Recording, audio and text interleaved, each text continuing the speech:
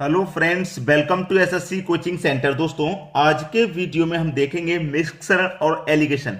Mixture और alligation trick जो आपकी है उससे कितनी आसानी से क्वेश्चन सॉल्व किया जा सकता है वो देखेंगे। तो चलिए स्टार्ट करते हैं। पहला क्वेश्चन है, 63 रुपए प्रति किलो की चाय 90 रुपए प्रति किलो की चाय के साथ किस अनुपात में मिलाएं जाए कि मिश्रण का विक्रय मूल्य 75 रुपए प्रति किलो हो जाए। पहले हमारे पास चाय है 63 रुपए किलो वाली, दूसरी चाय है 90 रुपए किलो वाली। हम दोनों को मिलाकर के क्या कर रहे हैं, 72 रुपए में बेच रहे हैं। दोनों को मिला के 72 में बेच रहे हैं। अब दोनों का भाई अंतर कर लो, क्रॉस अंतर, यानी कि 90 72 का अंतर 18 आ जाएगा और 63 72 का अंतर 9 आ जाएगा। 9 एक कम 9, 9 दूने का 18, यानी कि 2:1। क्या पूछा था हमसे? अनुपात ही तो पूछ रहा था कि किस अनुपात में मिलाएं। 2:1 के अनुपात में मिलाएंगे। ठीक है, यानी कि 63 रुपए किलो वाली चाय 2 के अनुपात में, 90 वाली चाय 1 के अनुपात में। ऐसे मान लीजिए कि 63 रुपए किलो वाली चाय उसे 2 किलो मिलाएंगे और 90 रुपए किलो वाली जो चाय है उसे 1 किलो मिलाएंगे। फिर उसे क्या करेंगे, हम 72 रुपए किलो में बेचेंगे। ठीक है, अब इसको क्या करेंगे, 2:1। बिल्कुल सही जवाब बी ऑप्शन। मैं आपको एक चीज बता दूं, 63 रुपए किलो वाली चाय 2 किलो मिलानी है, यानी कि 1 किलो 63 की है तो 2 किलो कितने की हो गई, 63 और 63, यानी कि 126 रुपए की हो गई। और 90 रुपए किलो वाली 1 किलो मिलानी है, 1 किलो मतलब 90 रुपए की मिलानी है। अगर मैं इनको जोड़ूंगा, जोड़ के देखूं कितना हो जाएगा, 6 और 0 का 0 रहेगा, 12 और 9 21, यानी कि 210 रुपए हो गया। यानी कि 3 किलो 210 रुपए की हो जाएगी। 63 रुपए वाली 2 किलो मिलाएंगे, 90 रुपए किलो वाली 1 किलो, 210 रुपए हो जाएंगे। अब हम इसे बेचेंगे कितने में, हम इसे बेचेंगे कितने, 72 रुपए किलो, यानी कि 1 किलो बेचेंगे 72 की। है कितने की हमारे पास, टोटल 3 किलो हो गई ना। तो 3 किलो 72 रुपए के हिसाब से कितने रुपए होगी, 3 दूने का 6, 3 सत्ते 21, 216 रुपए की होगी। यानी कि पहले बेच रहे थे हम 210 में, अब 216 में बेच रहे हैं। 6 रुपए का प्रॉफिट हो रहा है कि नहीं हो रहा? प्रॉफिट चाहिए दुकानदार को बस। क्लियर है, समझ में आ गया? चलिए अब देखेंगे अगला क्वेश्चन। अगला क्वेश्चन है, एक दुकानदार को 30 रुपए प्रति किलो के चावल को 40 रुपए प्रति किलो के चावल के साथ किस अनुपात में मिलाया जाए कि मिश्रण का मूल्य 33 रुपए प्रति किलो हो जाए। अच्छा क्वेश्चन है। 30 रुपए किलो वाले चावल, दूसरे 40 रुपए किलो वाले चावल, दोनों को मिला के हमें क्या करना है, 33 रुपए प्रति किलो में बेच रहा है। तो अनुपात पूछ रहा है भाई, क्रॉस अंतर करके अनुपात निकाल लो। 40 का और 33 का अंतर कितना हो जाएगा, 7। 30 का और 33 का अंतर हो जाएगा 3, यानी कि अनुपात तो हमारा निकल के आ गया 7:3। 7:3 में मिलाना है, 7:3, यानी कि सी ऑप्शन बिल्कुल सही जवाब है। इसमें एक चीज और, यहां पे यूनिट किलो में है, यहां पे भी किलो और यहां पे भी किलो, तो हमें यहां पे चेंज नहीं करना पड़ रहा। अगर कहीं पे दो जगह किलो आ जाए और एक जगह ग्राम, तो यूनिट अलग अलग हो जाएंगी ना। तो वहां पे सेम यूनिट बना लेना पहले।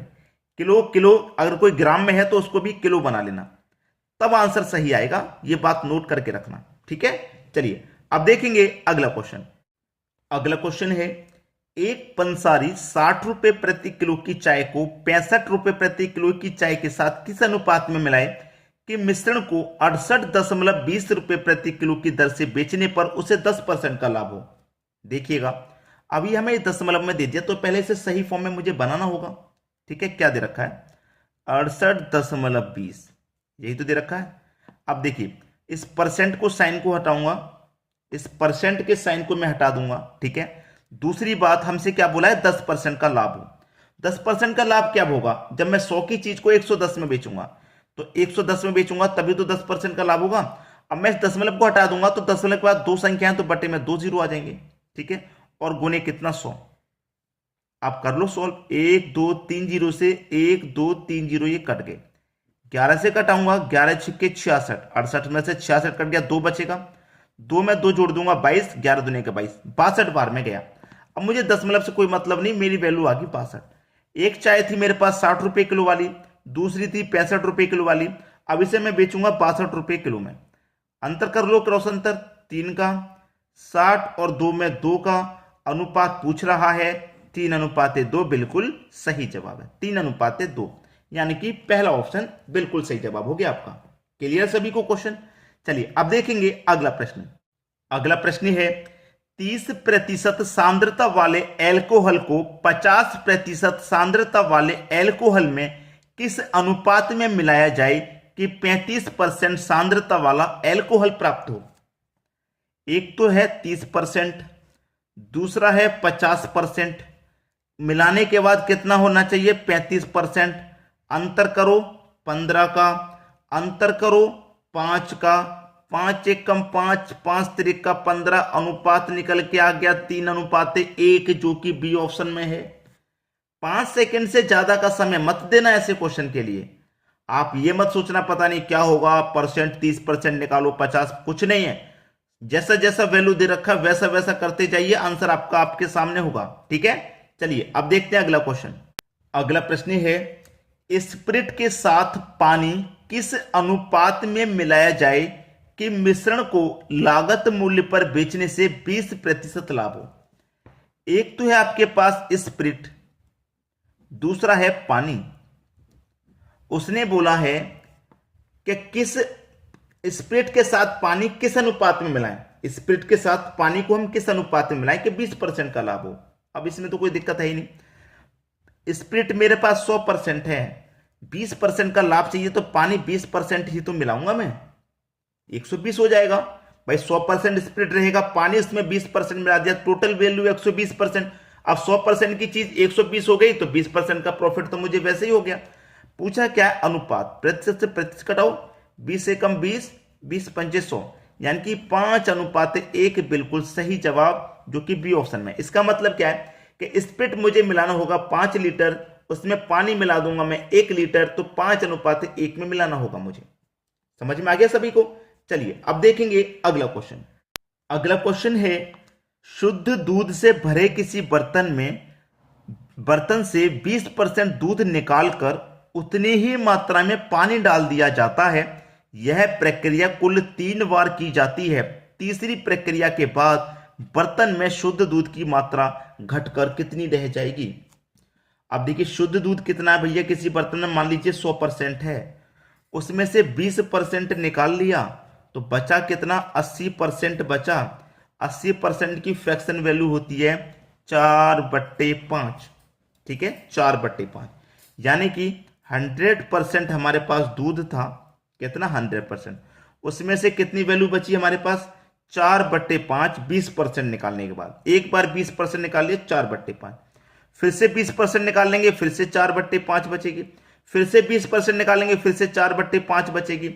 ये प्रक्रिया कुल 3 बार की गई है। 3 बार की गई ये प्रक्रिया। अब क्या है प्रश्न में? अब तो इसे सॉल्व कर ही लो।